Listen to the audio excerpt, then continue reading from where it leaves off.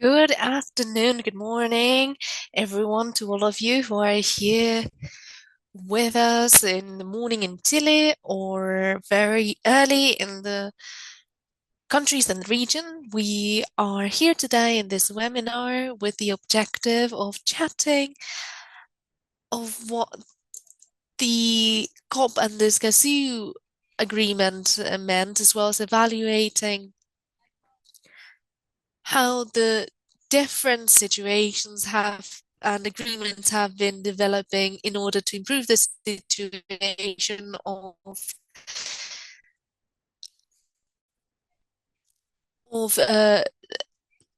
land defenders in the Americas and the Caribbean. We have an excellent roster of speakers today, and before that, I would like to share some reflections on this issue. Latin America is has been reflected as one of the regions where it is most dangerous to be a land defender because we do not have this. We have the highest registers of aggressor reality that goes further than the Latin America and the Caribbean region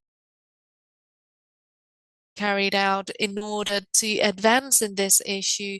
And we hope that this is an example regarding the visualization and the taking of action regarding the importance and the safety of land defenders. And in that sense, we have today with us Eva Herzog, is who leads the ILC data portfolio, which includes Landex. She's a specialist in land monitoring and data with a background in journalism and geography. She's a land governance monitoring tool manager. She works also in Landmark, a global platform for mapping indigenous community lands and land matrix, and she also works on the steering committee and coordinates the data working group Alliance Land for Indigenous Environmental Defenders. So thank you very much, Eva.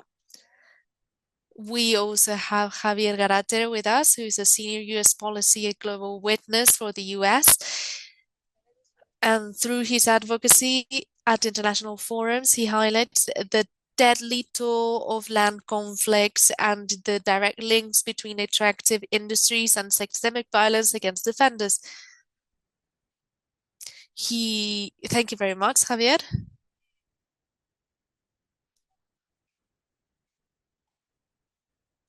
We also have Joana Marchesini, who's a project coordinator for the NUPEF Institute in Brazil. She's been working for over 10 years in transparency, working in international negotiation meetings in transparency, and she has been working on the Escazú Agreement negotiations since 2013. And right now, she's currently one of the 6 elected public representatives on Escazú Agreement, which is one of the novelties that these treaties has in making sure that the citizenships voices are heard in these circumstances. We also have Gregorio Mirabal, who is a member of the Curripaco Indigenous People in Venezuela, and he is the coordinator for change and biodiversity and the coordinating body of Indigenous Organization of the Amazon Basin, COICA. He has been recognized as an Indigenous rights defender in the Amazon. Thank you very much for being here with us today, Gregorio.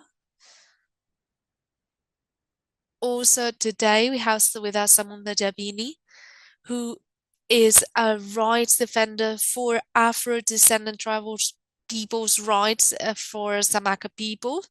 She's also a member of the Association for Samaka Communities, as well as a project manager. And she is a narrator, sociologist, and narrator, storyteller who brings lived experience in defending indigenous and tribal people's rights against extractive industry threats in a country that is yet to ratify the Escazú Agreement. And finally, we also have Dina Duke, who will be here with us. He's a member of the Council of Elders and Custodians of the Territorial Title of the People of Santa Lucia Utalan Solola. She's coordinator for the Law and Culture Department of the Mesoamerican Alliance of Peoples and Forests, where she coordinates regional and international advocacy effects in defense of territories and forests. She's a human rights defender. And of course, they all have a long CV. They have great experience and we'll be, of course, hearing more about their broad experience during this conversation. But other than thanking them for being here today, I also want to thank them for being in the follow-up of the Escazú agreement and understanding how they raise up to circumstances in situations such as the COP4. Having come to this situation shows and demonstrates how the agreement has become more institutionalized and has become professionalized, and that more and more people are following up on this agreement. More and more people are following this agreement and treaties, and it also brings by this circumstancing more challenges.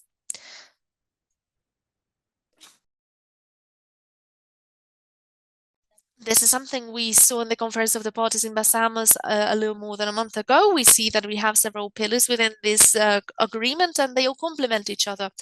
So it is key to make sure that we create an environment that allows for access to information, participation, justice, and capacity building for all the different participants. And so with that, and thanking again all our panelists for today, their presence here. I would like to get us started with a presentation that will give us a little bit more context by Javier Garate, representative from Global Witness, as well as Eva Herzog, who will tell us more about the work that they are carrying out from their own organizations. And with that, the floor is yours, Javier.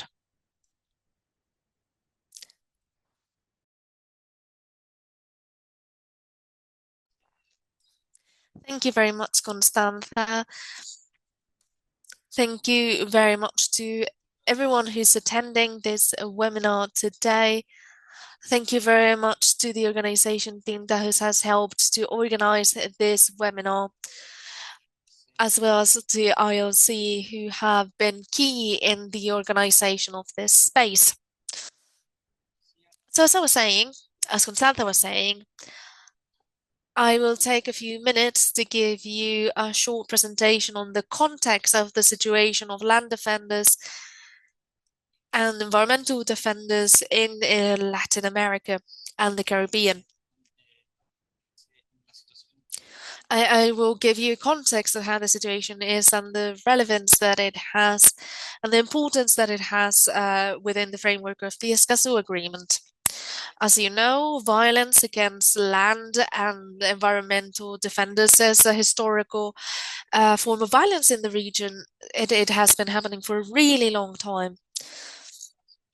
But over the last few decades, the situation of land and environmental defenders has advanced, especially when it comes to the recognitions of their rights and the recognition of the role of the land and environmental defenders, as well as raising in awareness of the situation of vulnerability, as well as the risks and the threats that they are facing. This started a few decades ago with this process that was key. For example, in the Rio conference in 92, when we started to establish these standards regarding land defenders and what it means to be a land defender in the conference of Rio of 1992, it was also key as a precedent for the Escazú Agreement through their Rios principle and established the framework for what would become the Escazú Agreement, for example, regarding access to information, participation in decision taking and decision making and environmental justice. There was also a very important landmark on this road to the recognition of land defenders, the UN Declaration on Land Defenders in 1998. And in that way, we have been advancing in all the work related to into the standards for land defenders. As of right now, we have mechanisms that are a lot stronger, that have been strengthened.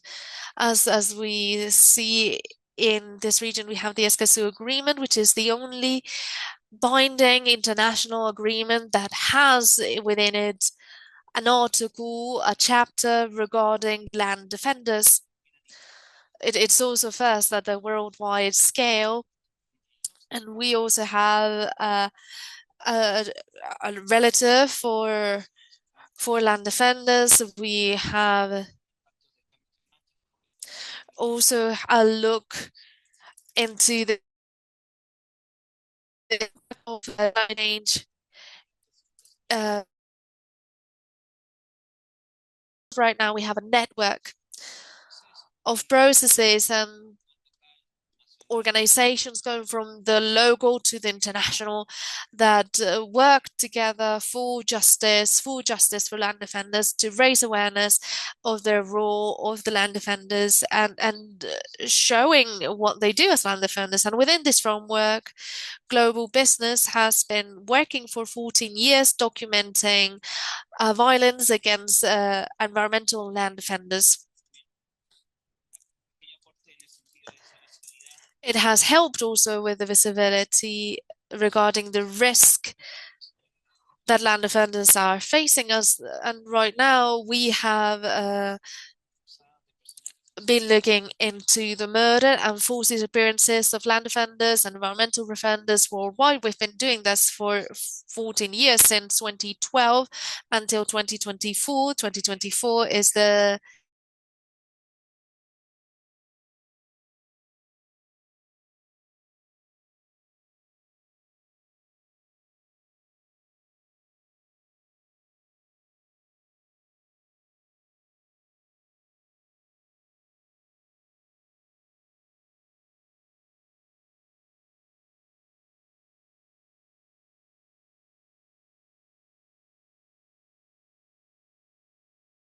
we have dated 2,253 forced disappearances or murders of land defenders in Latin America. 71% happened in Latin America. Within our documentation, we have registered that since the Escazú Agreement entered into force in April 2021 until December 2024, we have documented 561 lethal attacks against land defenders that involves forced disappearances and murders in Latin America. In Latin America, that's an average of one every 3 days. There is one lethal attack within this region, which I think is a terrifying figure. It's a tragic figure. And that should give us a constant reminder of the situation and the risks that communities and land defenders are facing in our region. As you can see on the graph, in 2024, which is the last year for which we have registered data, the four countries that are sadly ranking highest in terms of murders and assassination, that would be Colombia with 48, Guatemala with 20, Mexico with 19, and Brazil with 12 cases. It's very interesting to take into account that within these four countries, we have two countries that have ratified the Escazú Agreement. That would be Colombia and Mexico, and two countries that have not ratified it, Guatemala and Brazil. It will be quite important to look into the patterns and the impacts, the positive impacts that the implementation of the Escazú Agreement may have.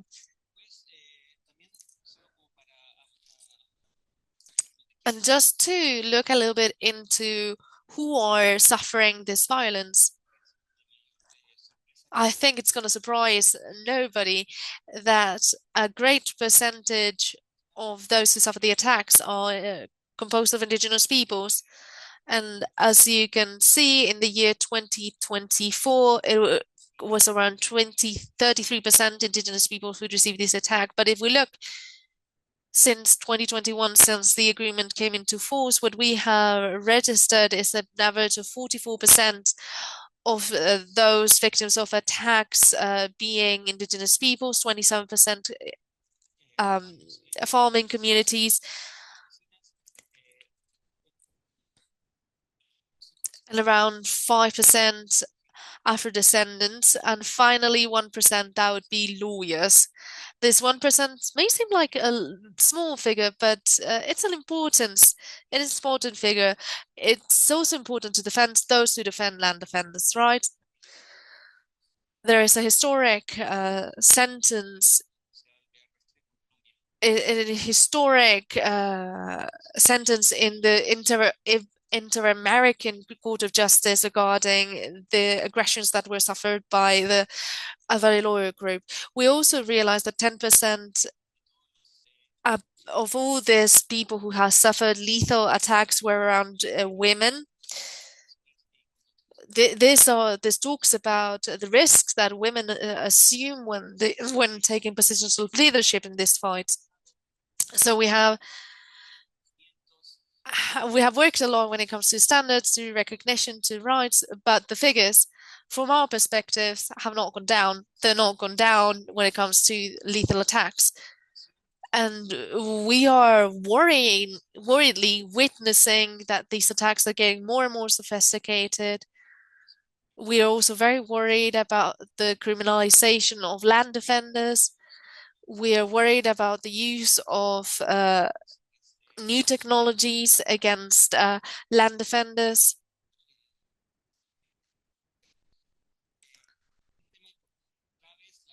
Something that is key is the lack of research regarding these attacks and the lack of research, of adequate research, makes it difficult to understand who the authors of these attacks are. But something else that we have been able to see is that mining and wood collection from forest,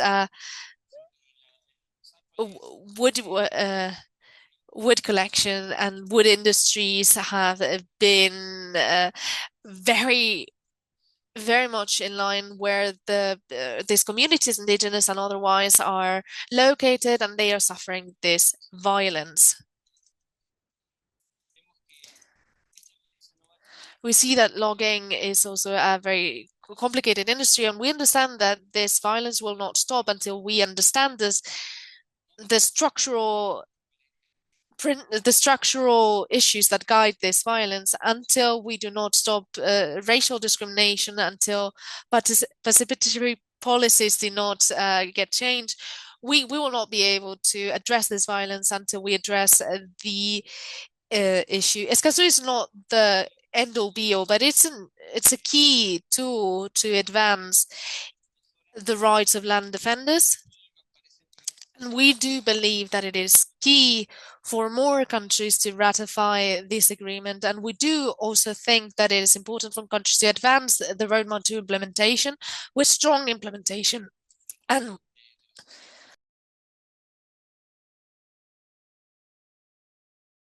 the participation of the civil society. We hope to stop making our reports because there is no aggressions left to report, and we hope that together we can get to.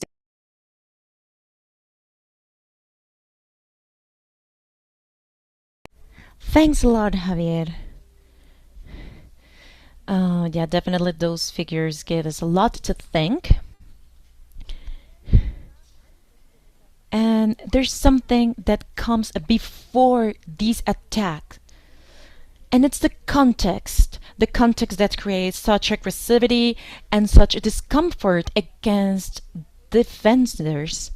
So the lethal attacks, the murders, all these come after a violent language that is against the that is against being careful with the environment, and that So we need to also look at what comes before all of this, and that is part of the report that Eva will be presenting. And before that, two side notes. We have simultaneous interpretation. If you see your bottom bar on Zoom, there's a globe icon, and if you don't see it, click on the three dots. And also a request for our panelists, a slower speed so that interpreters can transmit fully your message. Thank you very much. Eva, the floor is yours. Good morning. Thank you. I'll be speaking in Spanish, even though the presentation is in English.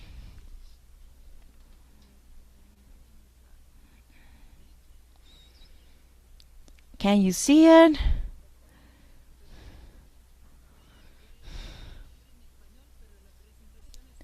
So I'll be speaking Spanish, the PPT is in English. So obviously for those of you that will be listening to me in English, you're going to be having the same language for the PPT and the audio. Thank you very much for having me here. Exchanges with all of these panelists around this really important topic is great. I'd like to share with you what have we been doing for a few years ago in Allied and with the ILC as well. We've been accompanying the members of the networks working on this topic. Javier, thank you very much. The reality you show to us, we know it quite well. We use the Google Witness data, and as we've been mentioning, that's the tip of the iceberg, the lethal attacks. But I will be talking about non-lethal ones. So what you don't see from the tip of the iceberg, that's a widely used metaphor. We'll be talking about the threats, persecution, forced evictions, and more things that do not kill, but they do silence and paralyze defenders and their communities. Who we are and what we measure. I work at ILC. I've already mentioned that, but I co-coordinate the data working group at Allied, along with the Business and Human Rights Center. Our colleague also mentioned the Alliance for the Indigenous Defenders from Land and Environment. Since 2017, we have been building a collaborative database that records non-lethal attacks. We've also been recording threats, arbitrary detentions, judicial harassment, physical violence, obviously, and increasingly digital attacks. The data that comes from the Alliance, you have on the screen the logos from the alliances that contribute. All of them are global, international organization. They're using data from Global Witness, from the BHRC, but we're looking to spotlight all the data coming from the organizations on the field, because the communities are the ones documenting what the states are not reporting. And also this contributes to the global perspective. In 2019, we started with 5 pilot countries: Guatemala, Colombia, Mexico, Kenya, and the Philippines. And obviously, it's no coincidence that 3 out of these 5 countries are in Latin America. In 2023 and 2024, we expanded the database to a global level, and now we report the violence up to 75 countries. Our most recent report, The Hidden Iceberg, analyzes data from 2023 and 2024. It also analyzes the 5-year patterns across the 5 pilot countries. We've also seen the escalations from our allied database. So these are also included as lethal attacks in our reports. The ones that, for example, Global Witness were mentioning. Allied documented almost 2,500 non-lethal attacks in 75 countries, an average of 3.5 attacks per day. And for every defender killed, we recorded more than 7 non-lethal attacks. It is really important to notice that 1 out of 3 attacks registered are committed against indigenous people. Latin America within our database accounts for 58% of all documented attacks in those 2 years. Colombia and Guatemala, both of them represent 42% of global attacks and 72% of those documented in the region.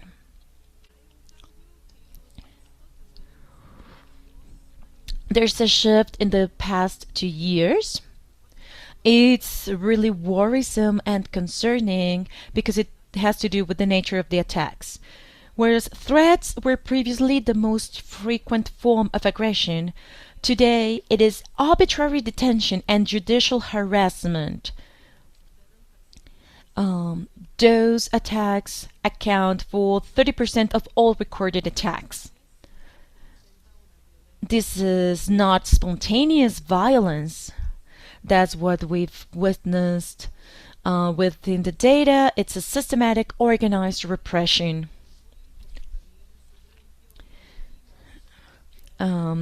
As Javier highlighted, we've seen there's also private industries in part of this. They've been raising concerns with the agro industry. There's corporate interests, and along with agriculture and cattle, they represent 50% of the attacks within our database.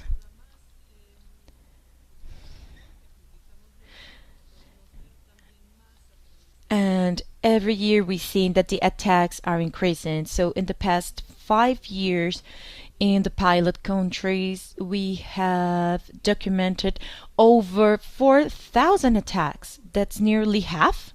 And 47% of the attacks done against indigenous peoples,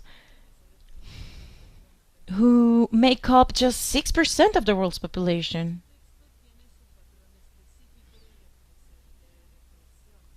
And each country has its own pattern of repression.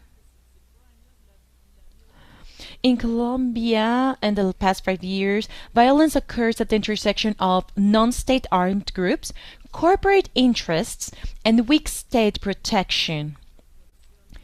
It affects in a disproportionate manner indigenous peoples, Afro-descendant, and peasant communities. In Guatemala, we recorded 977 attacks. Criminalization and prolonged judicial persecution are the preferred weapons against those defending territory from mining and agribusiness. In Mexico, we recorded 228 attacks. Violence is closely linked to federal mega projects and the militarization of public security. This primarily affects indigenous leaders and community leaders.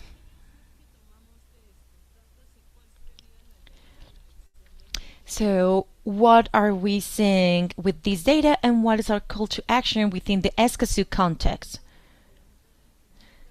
Escazú is the only legally binding regional instrument that obliges states to protect human rights defenders, not as an aspiration, but as an obligation. Even so, there's a significant gap between legal provisions and their implementation. Data shows us that states in the region record attacks, but they do not interrupt the patterns of violence. So we see that the protection mechanisms are now a burden for the civil society and not for the state. That's why from Allied and ILC we make three concrete calls to states. The first one, to ratify the Escazú Agreement, especially countries that have not yet done so, and where we document high levels of violence against defenders. Second, adopt national protection frameworks with real resources, not just protocols on paper. And third, the data has a fundamental and crucial role that states really engage in monitoring the attacks against defenders through the mechanisms included in the Escazú Agreement and not letting that this responsibility falls on the civil society. Because the environmental and land defenders, they're protecting land, territory, and climate, and we all depend on those, all of us. So protecting them is not something really niche or specific. It's something that cannot be negotiated for the future that we want. COP4 must be the beginning of a real implementation of this agreement, and there should be consequences for those who attack all the land defenders. I'll stop here. You'll see on screen the QR code for those who'd like to read the full report. And the floor is yours, Constanza. Thank you. Thank you very much, Eva.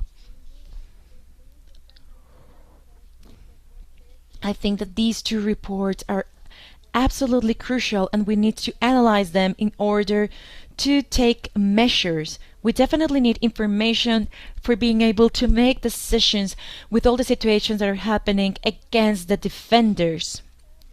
Before moving forward with our next panelist, I have another reminder. We have a Q&A.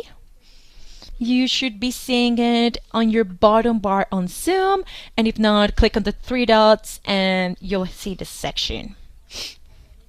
So if you have any question, please use the Q&A.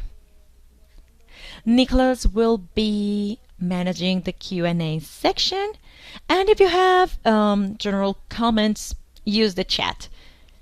Now, Joanna Marquesini will have the floor. She's a representative of the public focal point for defenders, and she's going to be talking about COP4 Escazú. Joanna, thank you very much.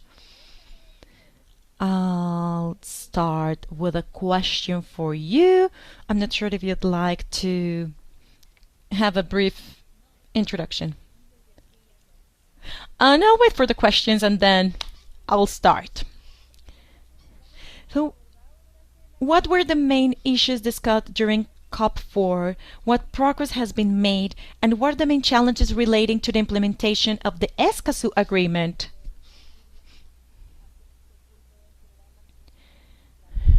So, maybe like talking about this specific topic and not just overall talking about COP.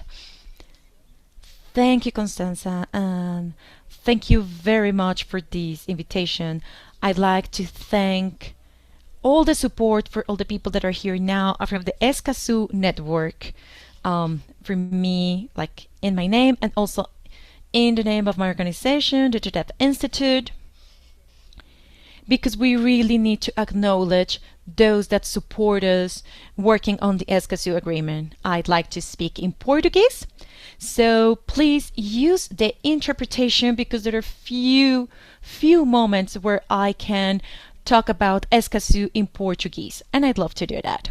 So I'll be switching to Portuguese now, so that you see that I'll have a much nicer voice in Portuguese.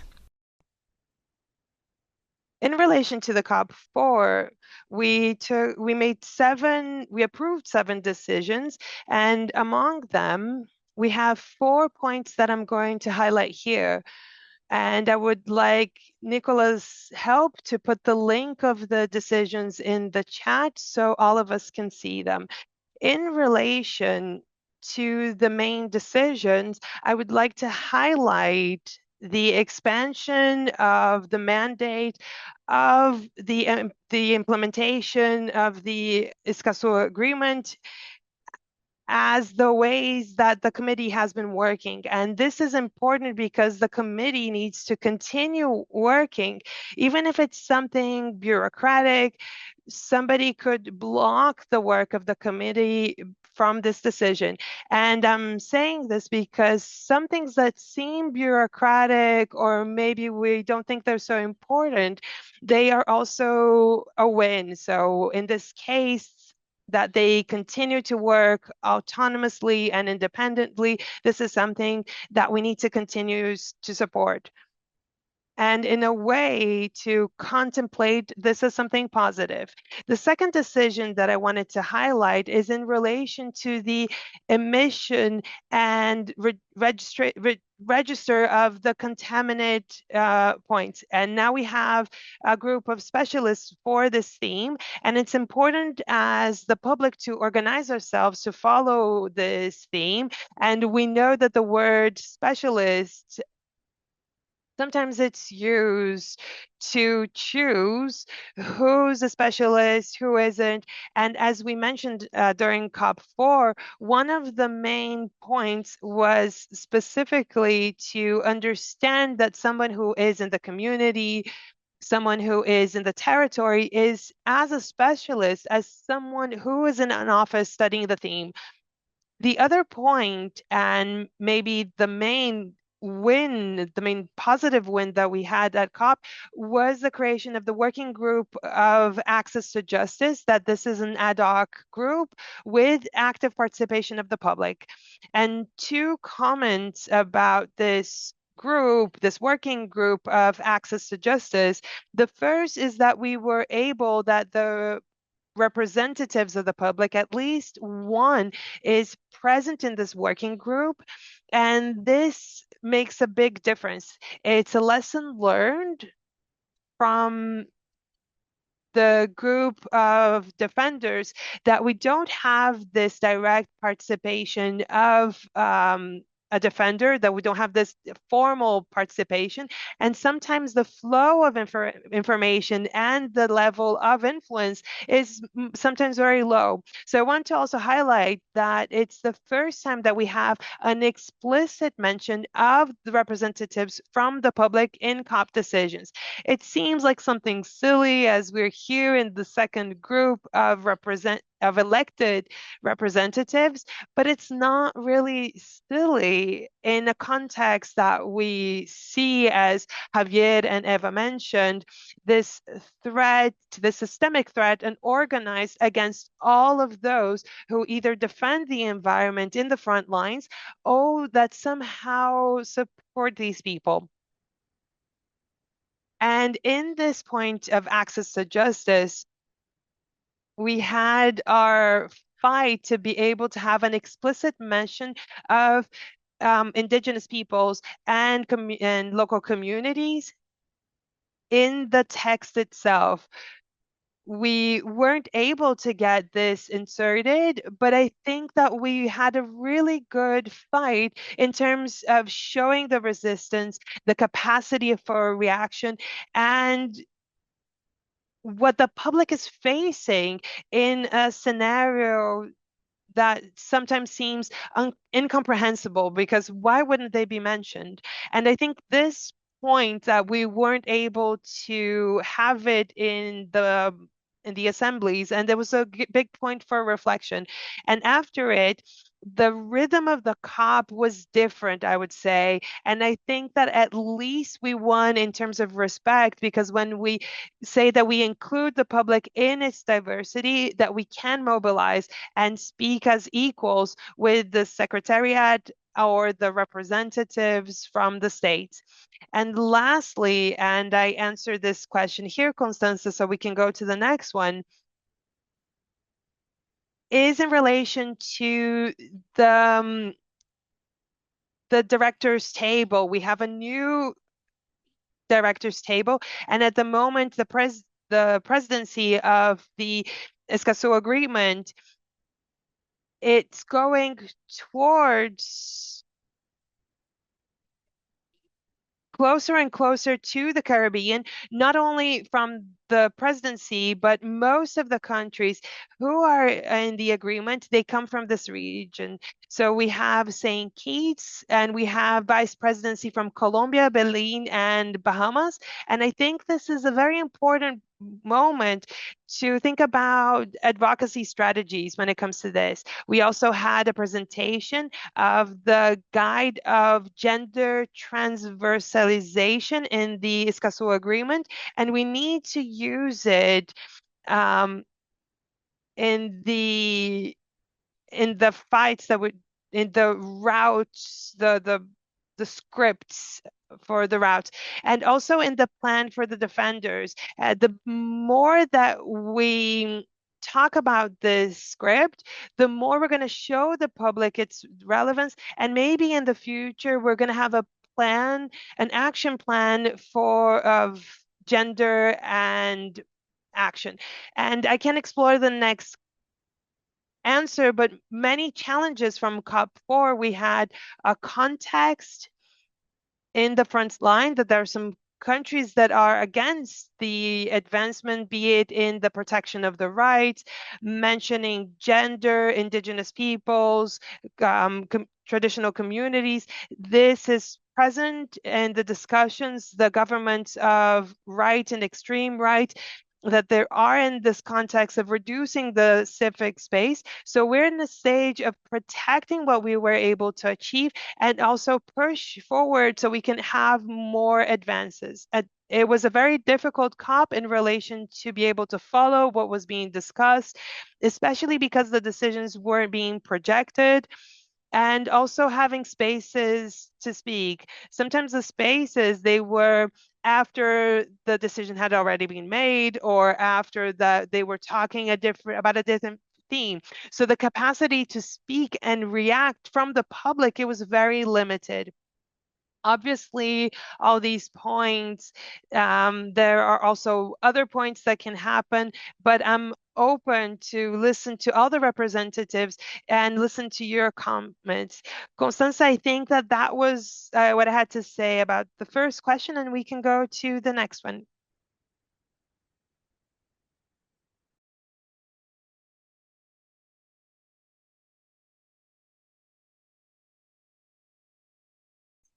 Thank you very much, Yoara. As you know, the public's representatives are key, and especially they have a key influence in this Escazú Agreement. We also need to remember that in the past COPs, we already established the ad hoc work group on land defenders. That's where we started the action agreement, and we agreed the continuity of land defender groups, and that's very important. It's very important for us to get together, those of us who are defending the territory, and advance in our finding the right solutions, find the right diagnosis, and find the way forward with our work. Before we go to the next panel, is there anything else you want to mention regarding the forum and regarding the goals that we have for the next year? We do know that this year we have the elections for new public representatives group, and it's important for people to participate and understand who are showing interest in becoming candidates to being representatives to hopefully have a group of representatives that have the same high level as we've had so far.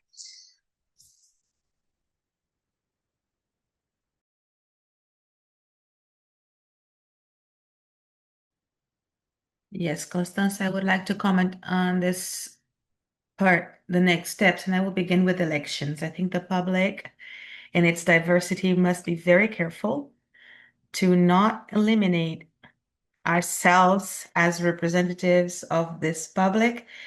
And unfortunately, we would see a lobbyist or a lawyer representing mining companies or someone who represents non-legitimate causes.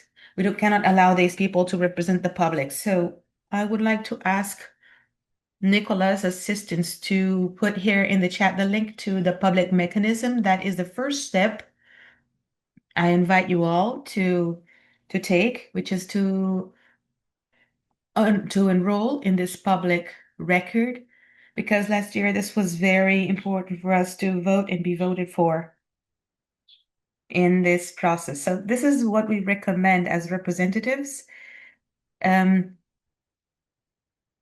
So we should enroll in the mechanism to prepare ourselves and to become informed and to prepare for voting. So we do not have the complete information about how this process will be, but as soon as we have this information, obviously we will share it with you, and we count on your support, on the support of everyone here to carry out a healthy electoral process with accountants reporting, financial and activity reporting on our part to the new group who will take our place, and thinking of strategies to make this election positive to the public in its entire diversity. So as next steps, I would also like to make two more points. The first of them regarding our task of following the implementation of the plan for defenders. It's very important that we follow this monitoring, the official monitoring of how the plan is being implemented, so that when we reach the forum, we will be sufficiently organized with reports, with briefings, with a clear stand on the part of our public, which is diverse, about what is happening in the world. So it's very important to go to the forum to hear the different contexts and different stands, but also to be organized ourselves, to be prepared to inside in the forums. And I would like to draw your attention to the initial diagnosis being prepared by CEPAL.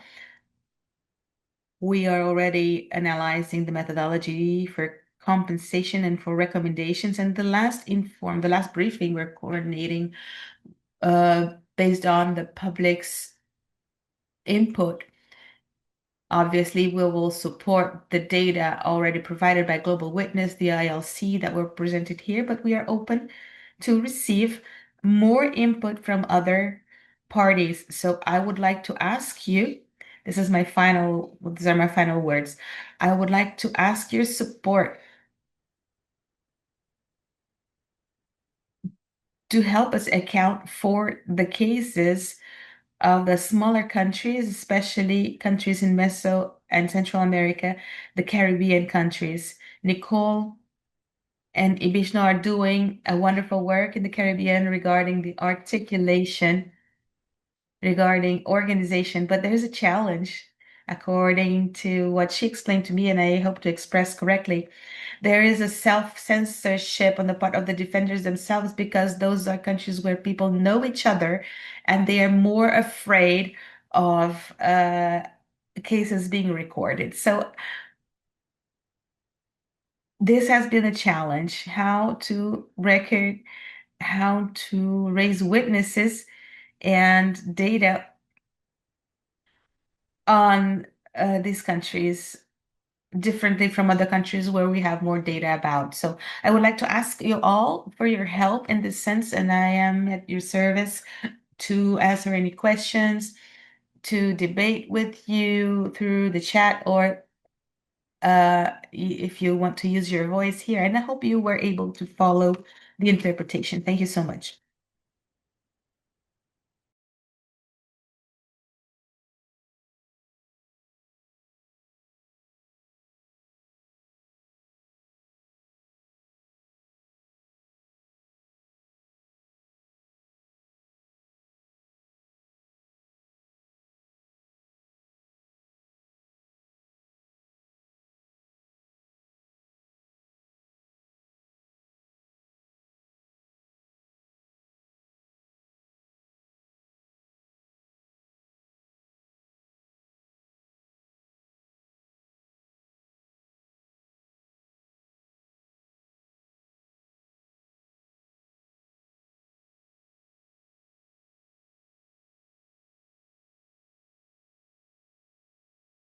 I would like to remind all of you what is the potential that you see in the Escazú Agreement for protecting the land defenders and more especially Indigenous peoples, and what are the potential that you see in the agreement as Indigenous people, and how do you rate your participation within COP? I'm not sure who would like to answer first. Samunda, perhaps?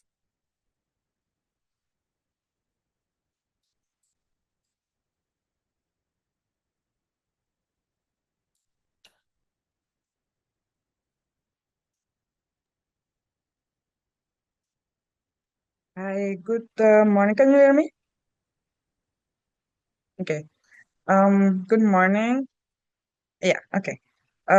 Yes, good morning, everyone. My name is Samunda, and I would like to answer the question. I will start with the first part, um, talking about what are the opportunities, what opportunities that I see that the Escazú Agreement offer human rights defenders. So in the case of Suriname, so Suriname is one of the countries that still didn't ratify the Escazú Agreement, and definitely the agreement has some opportunity. I see some opportunities there for environmental defenders or human rights defenders in Suriname. So even though Suriname hasn't ratified, I still think that neighboring countries that has ratified or has signed can still. So I see opportunity there for collaboration. I see opportunity there for collaboration not only between the nations, um, some kind of, maybe I wouldn't say gentle peer pressure, but some kind of pressure from other nations, from neighboring nations that have already ratified and already have some policies in place to have some pressure to Suriname to ratify. I see that as an opportunity there, especially because Suriname has been in collaboration with many countries in the region on different levels. We have had collaboration, so I think collaboration on this would also work. Um, I see that also as an opportunity. Um, Another thing that I see as an opportunity in this case is also the systems that we have in place. I think the Inter-American Court system has worked for the Samaka and indigenous peoples in Suriname, since we have won our cases against the government to where the government actually has to they have to recognize the collective rights of indigenous and tribal peoples in Suriname that still isn't fully implemented. We have two cases, one of the Samaka in 2007, the other one of the indigenous, the Kalinya Lukono indigenous peoples in 2015, and both cases are still not fully implemented in Suriname. But these are also opportunities that we have. Um, uh, the Inter-American system is I see that as an opportunity. I also think that the UN human rights hu, UN human rights can also be used as as leverage, which is also an opportunity in our cases. So yeah, these are the various opportunities that I've seen. I was the only Surinamese delegate during COP4. So this is also something to look at as a whole, as a country, as a nation. How serious do we take the Escazú Agreement if we don't have um, representation from the state? So this also shows how serious the country as a whole takes this agreement. But all that also shows that um, there's a lack of information about the Escazú Agreement in our country. So so this these are challenges, but I see this also as an opportunity for the country, um, or for civil society to start campaigning about the Escazú Agreement in the country. So there's more this now I'm mostly talking about about a nationwide campaign in Suriname, because we are one of the countries that still hasn't even signed nor ratified the agreement. So so yes, these are the different the opportunities, the challenges that I've seen, and I have made it my mission. I've made it my personal mission to call during COP4 to call to the government to do the formal call to the government to ratify the agreement. But I know that that is just a first step, so we'll still have to do more work, and talk and collaborate with other partners to do a potential to do a campaign in Suriname, because I think the lack of information is really why there's no nationwide information, nationwide awareness about the Escazú Agreement. I will stop here, and if there are questions, I'm looking forward to them later. Thank you.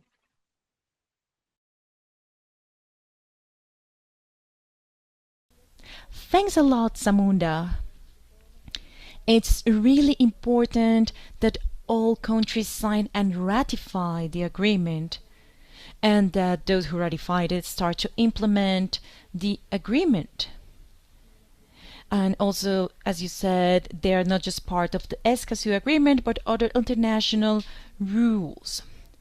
Now, Gregorio, I'd like to ask you as well, after being part of COP4, because we know that COICA is a really active coalition, we'd like to know what's the biggest advance for indigenous people during COP4, and which are the critical points regarding the Escazú Agreement, especially with everything that has to do with indigenous peoples. Thank you very much. Hello, everyone. Thank you very much for the information and the report, especially the Global Witness one. The information that you presented at the beginning reflects the challenges for the implementation of the Escazú Agreement. I would also like to thank the brothers and sisters that intervened before. So as COICA, we are part of ALATTI, the Latin American Organization for Defenders in Indigenous Peoples Land Rights Defenders. We were part of COP4, and we as indigenous peoples participating at COP4, we were raising the flag of defending our rights, because the only base that we have is self-protection. So I think that it's really important to highlight that the agreement exists. The agreement is in place, and there are mechanisms that need to be implemented. And all of this is a process.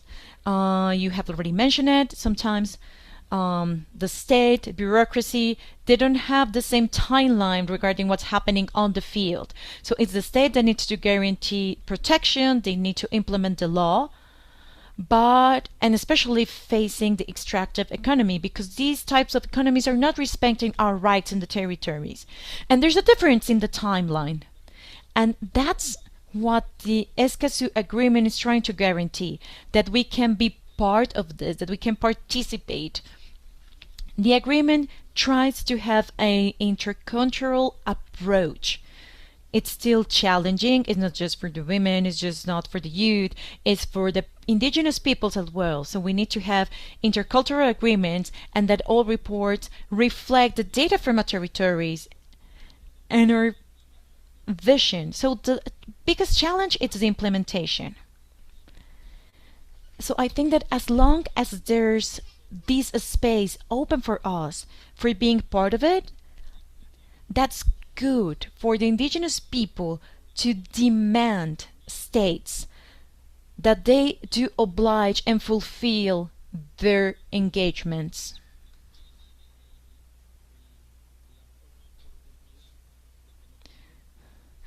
So there's the opportunity for us to be part of this, to make all of these a reality: access to justice, protection, participation. All of these is work in process. There's dialogue, but the biggest challenge is implementation.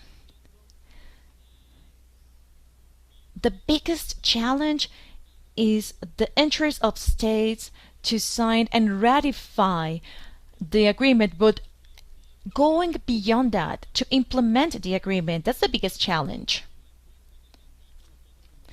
And that depends as well of our strength as indigenous people to demand the implementation, to work together.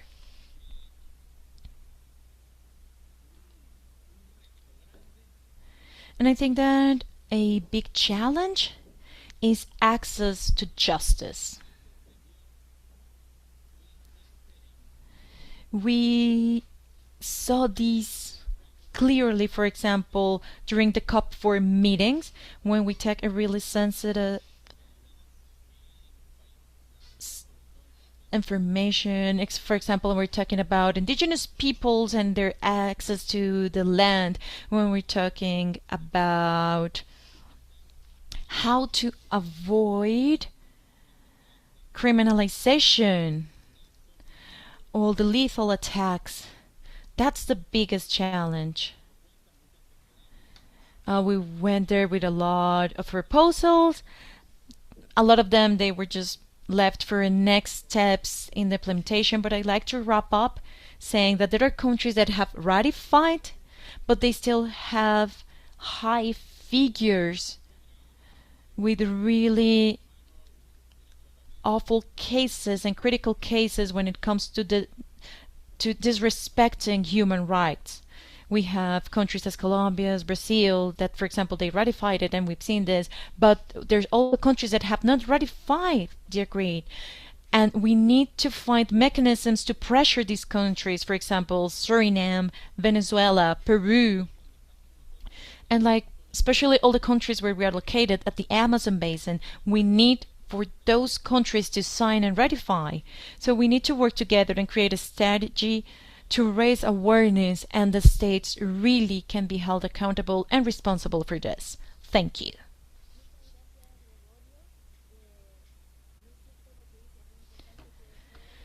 Thanks a lot, Gregorio. What you're saying is really important. All countries should sign and ratify the agreement. Let's see what will happen with Brazil. Joada, I think that we'll talk about that further on. Those are fundamental signs for the region. And what you mentioned, Gregorio, that there's the Escazú Agreement, that's already an important sign that shows that we're going in the right direction, but we need to not only sign it and ratify it, but implement it. Now I'll give the floor to Dina. We'd like to talk as well about the Escazú Agreement.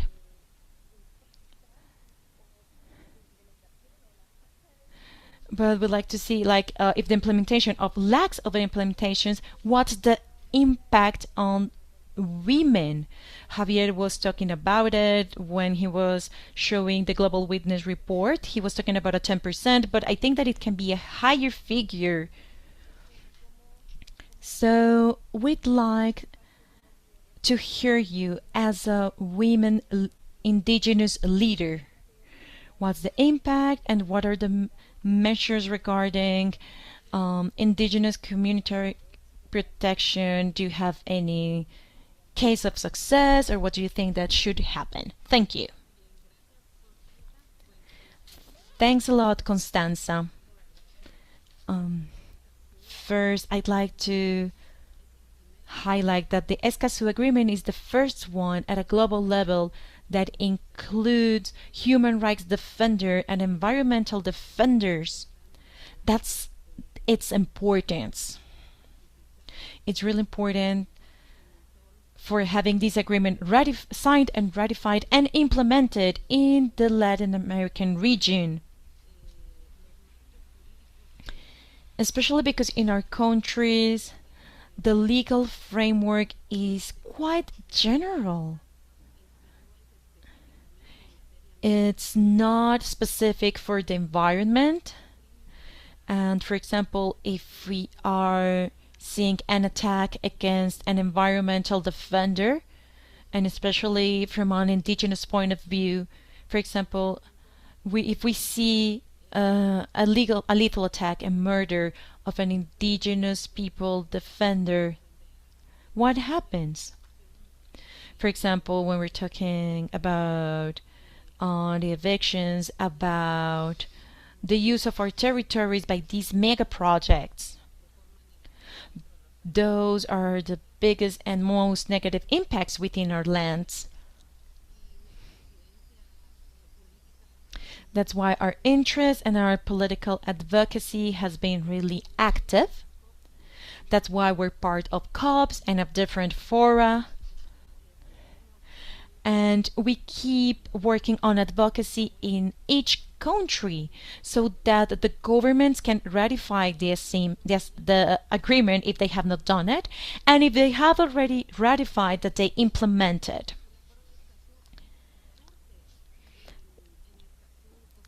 The Escazú Agreement was born in Escazú, Costa Rica, but for example, Costa Rica has not ratified the agreement.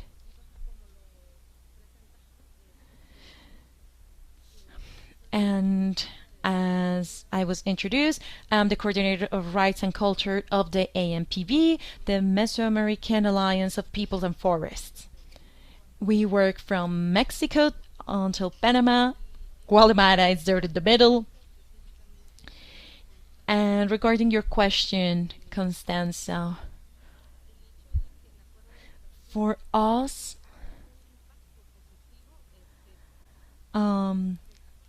that the Escazú has a positive impact is based on the 3 pillars of the Escazú Agreement: access to information, and especially for women, that we have access regarding different policies, agreements, or different initiatives as well, especially when it comes to exploring and exploiting our lands. That's one of the rights included in the agreement. Also civil society participation, that's the second one, and the third one, access to justice, and more specifically regarding the environment. So one thing is what's written on paper, and another thing is what's happening. And there is a huge gap in there because most of the countries that have ratified have not implemented it fully, not until now. So I'd like to highlight some of the consequences about not implementing the Escazú Agreement. So when we do not implement the Escazú Agreement, it means that the environmental and human rights defenders, they are not protected, because if there's not a legally binding framework, they are exposed to biggest risks and attacks.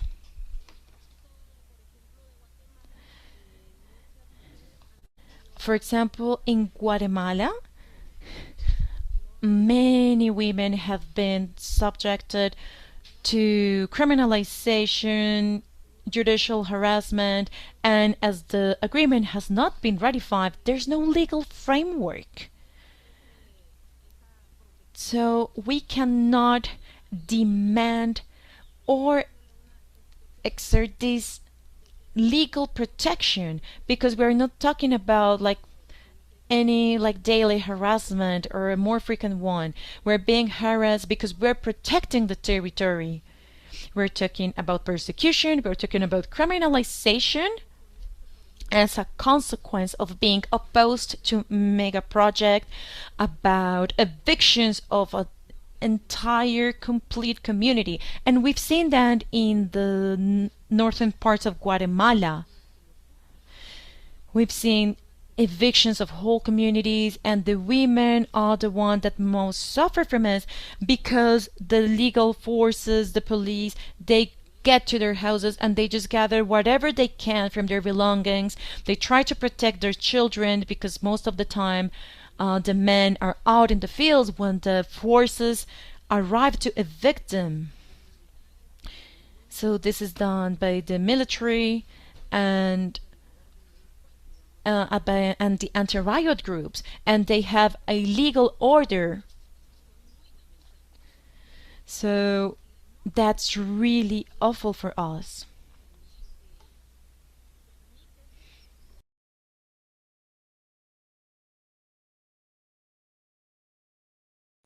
This is also enabled by the lack of participation on the part of the states.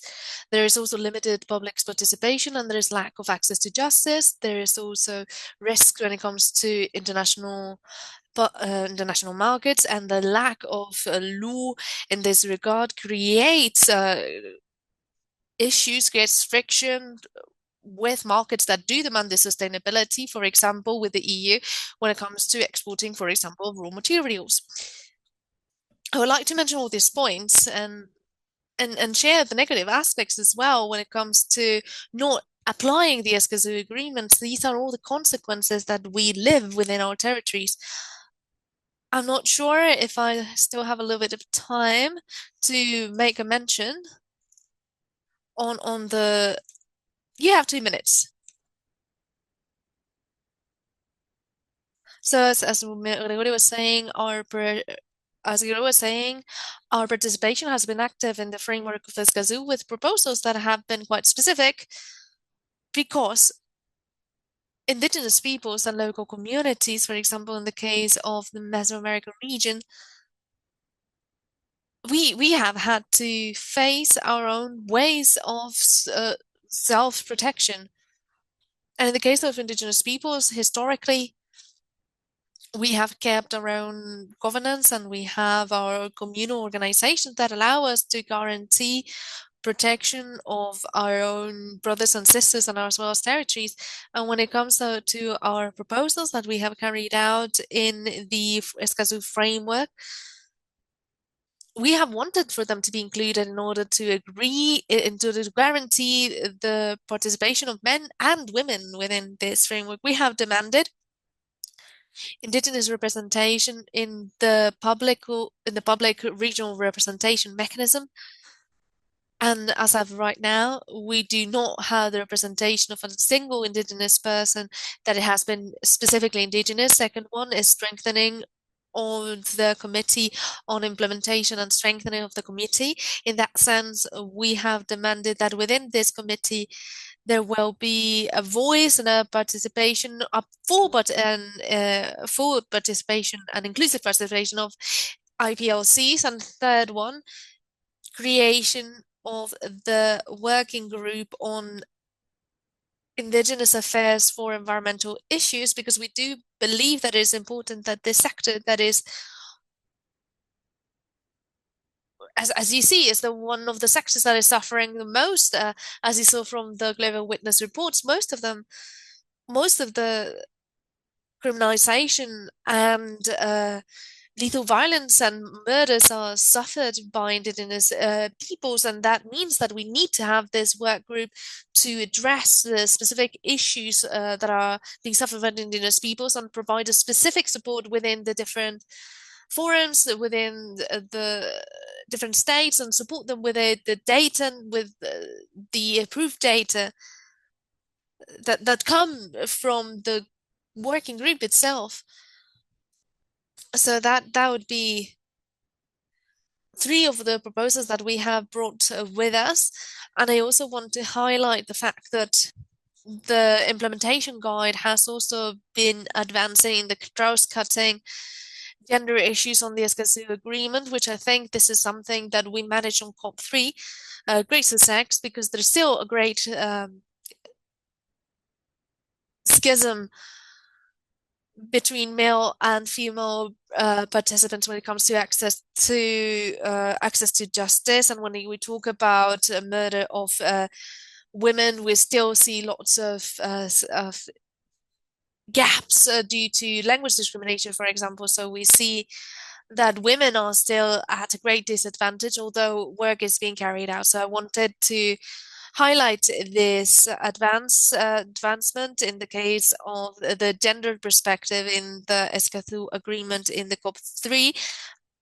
And within COP4, we also advance when it comes to the implementation guide in the cross-cutting perspective in gender matters in the Escazú Agreement. That's something I wanted to highlight.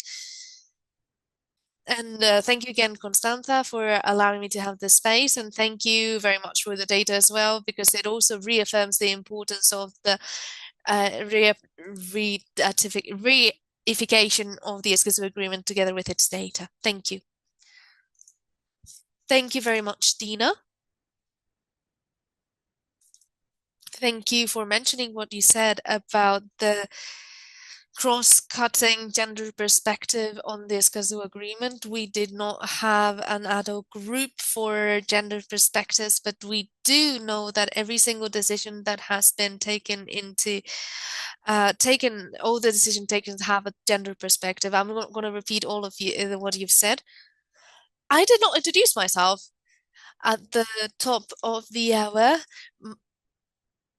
As you know, my name is Constante Agoman. I am part of CIMA Chile, an NGO that works in environmental defense, legal defense, as well as other, and we are part of the Escazú, our regional network, which brings together NGOs in all of Latin America that are committed and are working since the beginning for the creation, ratification, and implementation of the Escazú Agreement.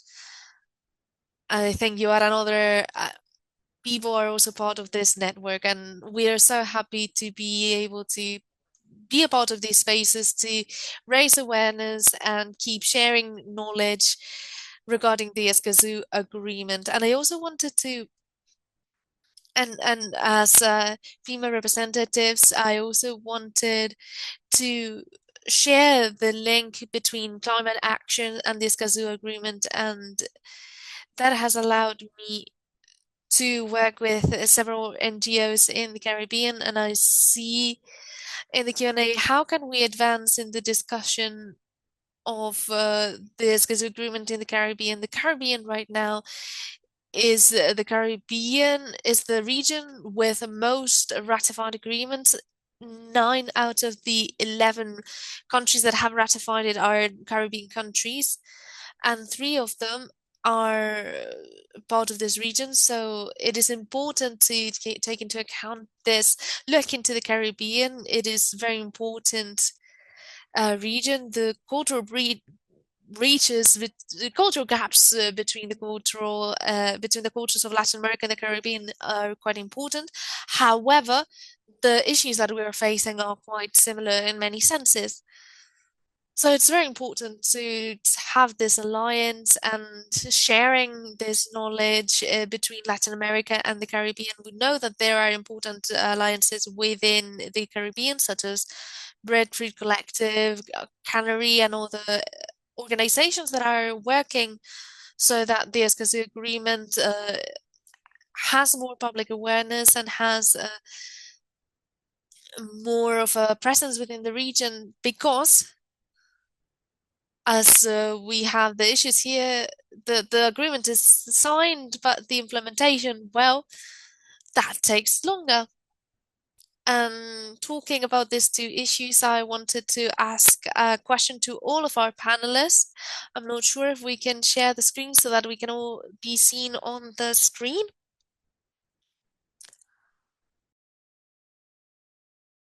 This is a question for all of you that perhaps you could all respond briefly. What's the difference, in your opinion, between having a signed agreement and having the real actual protection in your territories? And what would you tell the government when we have signed the Escazú Agreement, but the land defenders are still suffering violence. Perhaps Joanna can also join us in this point because it would be quite important to have her perspective as well. So the floor is all yours. I'm not sure who would like to start with this question. Joanna, could you repeat the question? Yes. What's the difference between? Okay, so we talk a lot about the importance of the Escazú Agreement, what it means. But we do realize that sometimes the countries sign, but then the implementation at the country level takes a lot longer and it's quite complicated. And the defenders are still being murdered, criminalized, etc.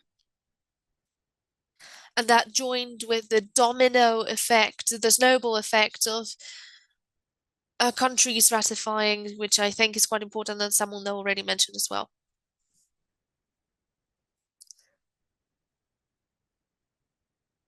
From my perspective, signing or not signing is a matter of justice. It's a matter of responsibility towards the people and towards nature and the planet. It's wholly irresponsible not to sign an agreement, a binding agreement, with the lives of defenders, with the life of nature, and with the life of the planet. It's wholly irresponsible. And I think that must be shown in history. Those countries who do not ratify are committed to extractivism, are committed to an economy that does not respect life in this planet, nature, and life itself. And as indigenous Amazonian people, and as the Koika, and the network of land defenders, that's something we want to ratify. Second, the implementation of the Escazú Agreement is a moral imperative towards life. It is a commitment. If this agreement is followed, we are guaranteeing life. Otherwise, we shall not have an economic, financial, ecological, food transition. I'm not saying that the Escazú Agreement will solve all of this. It is, however, a binding agreement for people and government. And so, in this moment, those who are defending life,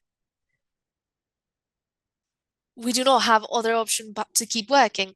But as of right now, what we can guarantee as indigenous people is protection of the selves, because that is not depending on a state or on a law or on a political will from left, center, or right. It depends on our spirituality, on our center, on our historic blight. That is something that we can guarantee. And we're calling to action to states. We're calling them to be responsible towards life, towards peoples, toward the planet, so that may also carry out a transition in all aspects that I've already mentioned. So I do believe that it is important to continue this discussion and not isolated. The Escazú Agreement is not separate from life, food systems, biodiversity that are already signed. It's all connected. We're all connected with this solution. Thank you very much. Thank you very much, Gregorio. Dina?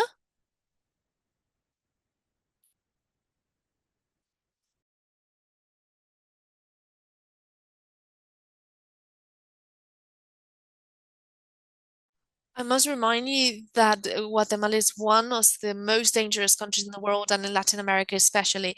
If you look into the data, Guatemala is the most dangerous country per capita of the entire world, and that's worrisome. And to see that the state keeps giving us excuses so as to not to ratify the Escazú Agreement is a demonstration of the lack of a political will and the lack of regard that they have regarding the criminalization and the heavily increased rate of murders of environmental and land defenders. And I've said this in previous occasions. But Indigenous peoples, and especially Indigenous women, we are at a great disadvantage. We're born and we do not choose to be or not to be an environmental and territorial defender. We do not have a choice. It's something that now has become inherent. You're born and you're a target of criminalization. We are a target for murder. We will always oppose the violation of our rights. We will always oppose previous free and informed consent when the state carries out quote unquote development projects in our territories.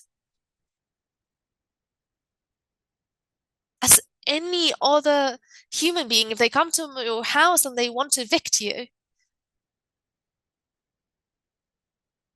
they want to invade you, you will defend your family. And this is what we are doing in Indigenous territories. The moment that they feel altered, that they feel their communities, their territories be violated, we become defensive, because the only mechanism that we have been able to resource to, due to a lack of legal resources, when it comes, for example, to logging, is the opposition. We have used peaceful protest, which is a constitutional right, but we do see that law has been backtracked, and raising a voice nowadays can be criminalized. And when it comes to Mesoamerica, we see brothers and sisters that have been incarcerated. I would like to mention them since they are seen. Our brother Luquín Rivera in Nicaragua, who has been since 2023 imprisoned, and his family has been raising his voice. They do not even he does not even have access to family visits. We know that the government is not giving information. His own daughter has shared a message sharing his worsening health. In the case of opposing development in the Mosquito territories of the Mosquito peoples of Nicaragua, and as Gregorio was rightly saying, it is wholly irresponsible on the state's part for them to keep ignoring the ratification and implementation of a framework of an agreement that would strengthen legal defenses for our brothers and sisters, and especially the sisters who are at a great disadvantage. Thank you very much. Samuda, perhaps you want to share something? I also Yes. see that you were making some comments in regards to the network. Yes. The question was what the difference is between um signed treaty and real protection.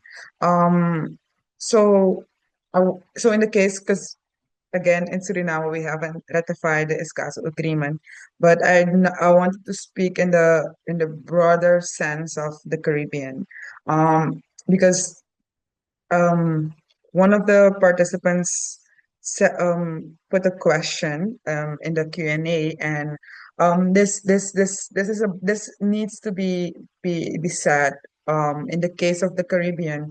We're talking about when we're talking about Latin America and Caribbean, we from the Caribbean, we sometimes we feel a little bit left out in the conversation because of the language barrier. So that already puts a limitation in people accessing certain information.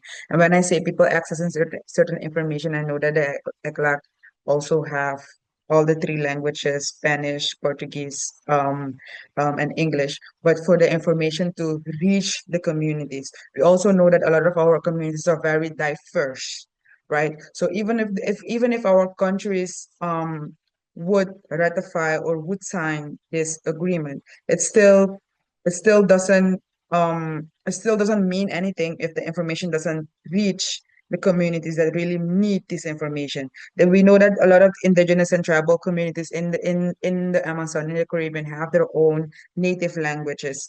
So when we're talking about um, real implementation of agreements, of treaties, it needs to be translated in the languages of the communities we are trying to reach. And we know that the indigenous and tribal communities, most of the time, they don't speak. A lot of the people don't speak the formal languages of the countries. Um, so maybe there's a different case in Latin American countries because Spanish is so widely spoken. But in our Caribbean countries, for example, in Suriname, we have all of the ethnicities have their own languages. All tribal communities have their own language. All indigenous communities have their own languages. Um, and then we have Dutch. We are only country in South America that speaks Dutch. Guyana is the only one that speaks English. All of the other countries, Spanish or Portuguese. Portuguese. I mentioned Portuguese because Brazil is so huge. So Portuguese is mostly always included. But Dutch and English sometimes we'll have to do it with all of the small little Spanish words, the Portuguese words that we know from all of these interactions. So I think this will make a big um, difference, the language. Another thing that I wanted to mention in the Caribbean also is that I feel like a lot of people in the Caribbean, especially environmental defenders, don't identify as environmental defenders. They don't identify as human rights defenders. Because I think someone already mentioned it earlier. It's our daily lives. It's literally people are trying to survive daily to make the future of the next generation safe.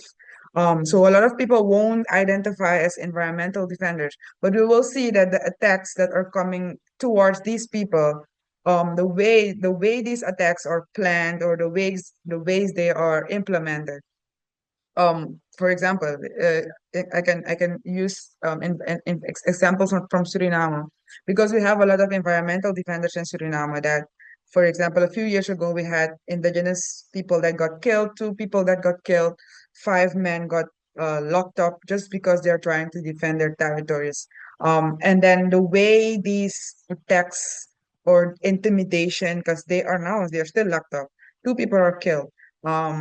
Few months ago, my dad even got threatened. His life got threatened because he spoke out against extractive industry mining concession in our territories. And these attacks won't come. They won't come publicly. Most of these attacks are happening privately. People are getting messages. Sometimes there are rumors that are being spread in society, in communities, in WhatsApp groups. These attacks, this is how people's reputations are being attacked, when something, and what is happening then is when something real dangerous might happen to this person, nobody will really feel empathy because they have already heard so many negative rumors, so many things about this person that even if it's true, nobody, even if it's not true, people won't care. So that's why it's so important. Not just ratification is important, but really go to the communities, really share, let people document. So we have to document our experiences. A lot of experiences are not documented. So when we as defenders are sharing our stories, a lot of people won't believe. A lot of people don't believe us. They can't really imagine living in a country that can be this dangerous because they are not really experiencing. They don't have these experiences with the different type of intimidation and different type of threats. So this is why it's really is this I wanted to really flag this, that it's not just ratification that's important, but really bringing the information to the people that really need this information in the language that people are understanding. So this is also something that I haven't heard yet, so I think it's really important to also mention. Thank you.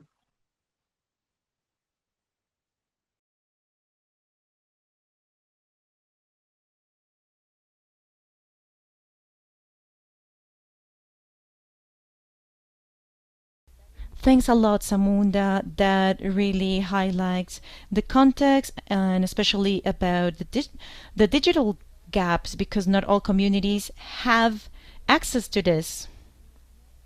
Drada, do you have any final words? Thank you. Thank you, Constanza. So, echoing what Samunda said, there's no information in Portuguese because Portuguese is not an official language. So we understand the communication gap you're mentioning. And also what you're talking about, the languages used in the local communities. I won't say again everything that you have already mentioned, but I said there's a lack of political will and there's a lack of knowledge. This is election year in Brazil, and it's really sad to see that the Escazú Agreement is not a topic right now. There's no interest. There's no political interest, actually. They're not even thinking about it. And it doesn't carry any prejudice because a lot of people don't know about it, so they don't see the lack. But that's the influence of the agribusiness and extractivist business in our country. They also influence the political area. And there's a last question from Chris Davis, I think. He wrote it in the chat. This is related to a grenade situation. There was the proposal of paying for an environmental study. They need to pay for it. So I think that you can do some things. You can contact the support committee of the Escazú Agreement. So I hope that maybe Nicolas or someone from the organization can share the link. Or make an appeal using the mechanisms of the Escazú Agreement so that you don't have to make that payment. So the first part is making an appeal to the Escazú Agreement so that it would be like a higher level authority in Grenada. That would be my guidelines from my knowledge. But obviously we're open to support whenever we're needed. Thank you. Thank you very much, everyone. There are always pending topics and time is never enough. But I think that this conversation was really fruitful. Thank you for sharing all of this. Joara left a lot of links. Those are really important for reports as well. And we also have all the network links as well so that we all get to know and replicate the information. Thank you very much, everyone. That's a wrap up for today.